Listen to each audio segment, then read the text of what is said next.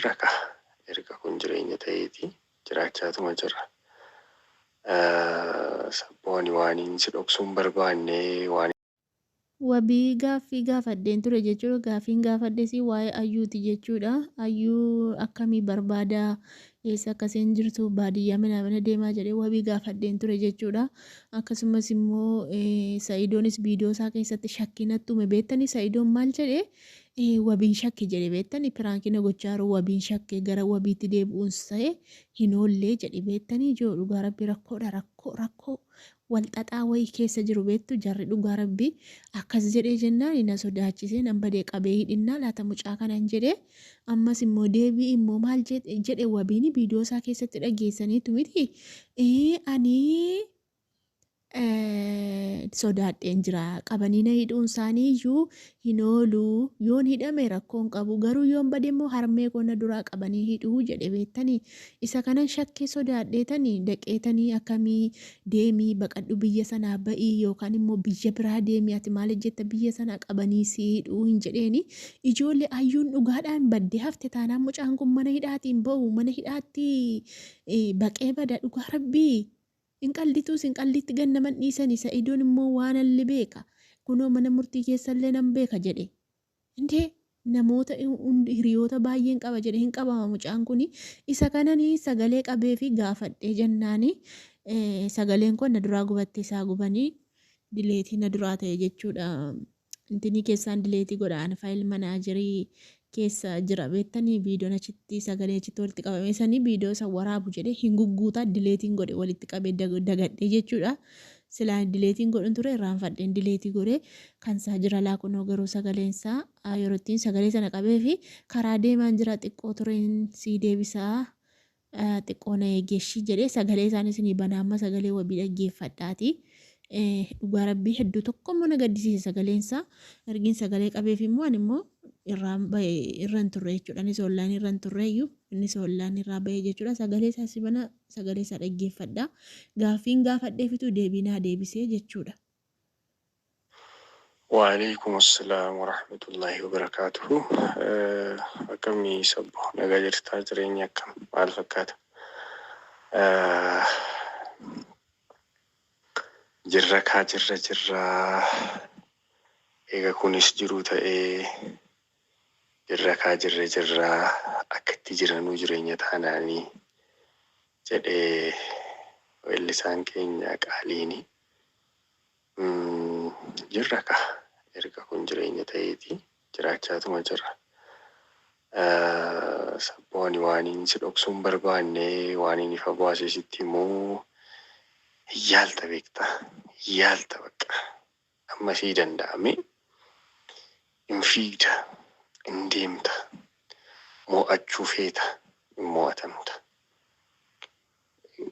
boruu arguuf tattaafatta si deebisu duubatti kunoo bifuma kanaan jechuudha waama ati hin beekne waama tasuma qalbii kee keessa iyyuu yaane jechuudha ani bara jireenya koo yeroo baay'ee rifadheen jira. Akka kaleessaatti guyyaan itti rifadheen qabu ani. Isuma dhugaan siin jedha sabbo. Bakka baay'eema bakka ani qaama kootu qabbanaa'ee completely hojiidhaan alan ta'e. Bakka nan callisee sa'aatiiwwan dheeraadhaaf jechuudha. Innaa sababni immoo waanuma guyyaa dubbadhe sanadha jechuudha. Kasaan sababa xinnoo barbaadu. Kana moo beekta. Ati xinnoo maallaqa gahaa qabaachuu taanaan dhugaan kan kee qilee baasaa lixa. Otoo ati ilaaltu fuudhanii karchalleetti si gatu jechuudha. Namichi eegsi godhuun jiru. Naa baay'ee ulfaata. Yaada keenan fudha bareecheen. Bakka gara citeen yaa ba'u. Wabiin qarshii kadhataa jedhanii dhimma isaaniidha. I don't care about. Ani duraan ofii koofiin fiigee maallaqa kaniin sassaabadhu, kaniin hojjetadhu, kaniin maal jedhu maal. Ammas harka namaa eeggadha jechuudha miti. Garuu ergan dhaabee mata tureen jira normaali. Ergan dhaabee jechuudha. Hojiiwwan duraan hojjechaa ture. So biyyaa ba'uu nan barbaada. Garuu waan ittiin deemuu qabu. Kanaafi silaa yaadni kee bareeda ture. Kan waan ittiin deemu waan hin qabnee fi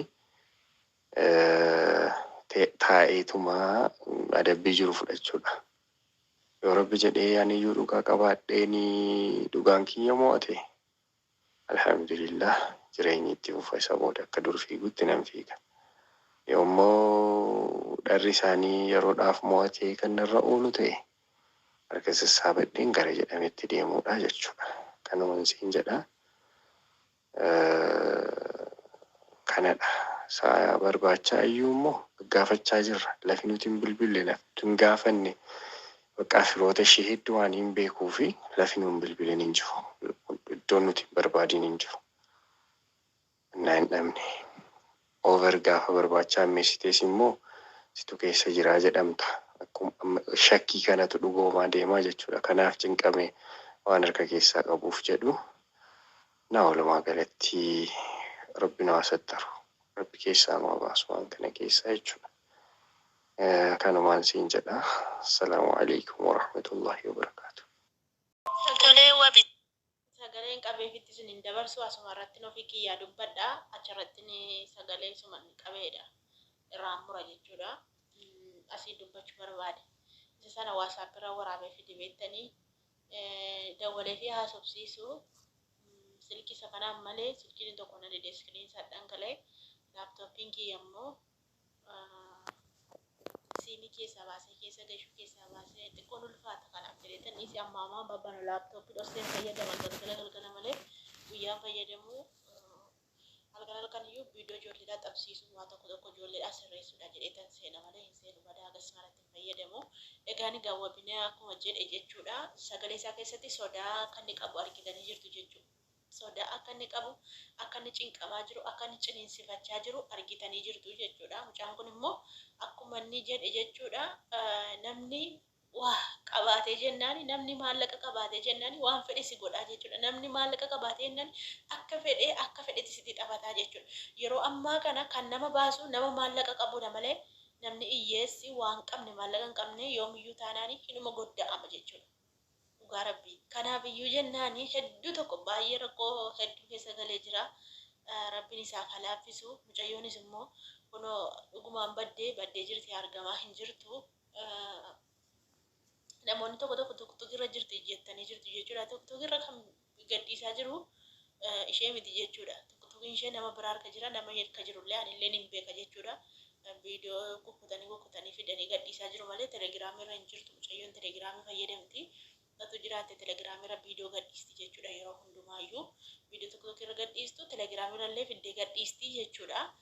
Nama kan biraatu waliif jirti fayyadamaa jira tokko ishee bichaa miti jechuudha.